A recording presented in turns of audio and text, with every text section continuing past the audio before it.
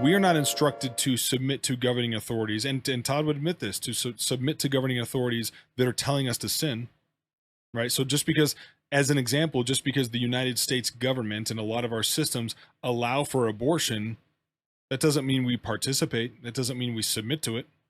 That doesn't mean that because, and we're going to get into Romans 13 just a little bit here, because I think that it's an important thing in context.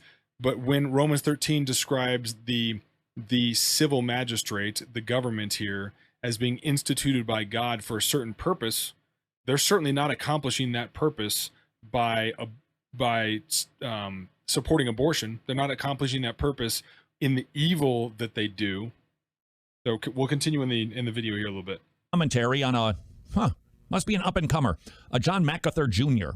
writes this: the Roman government under which the early church lived not only was thoroughly pagan and morally debauched, but was also despotic, oppressive, unjust, and brutal.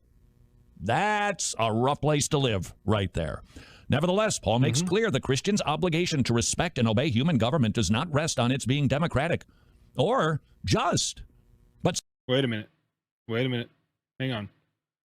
So in this commentary, whichever commentary he's reading here, he basically... The commentary is arguing that our duty to submit and respect it, whatever that means exactly, is not based off of whether the government is just. See, I strongly disagree with that. Who is the government in the United States of America? Let's just throw it out there. Who is the government? Because if your answer was Joe Biden, or your answer was my local health officials, or your answer was my governor, or your answer was some form of humans involved in our governmental system, your answer is wrong. Right? That's not how this system was set up. Right? Civil government in the United States, and this is plain as day from the founding documents, plain as day from how things at least are supposed to work most of the time. The governing authority, the government, is we the people. John MacArthur Jr.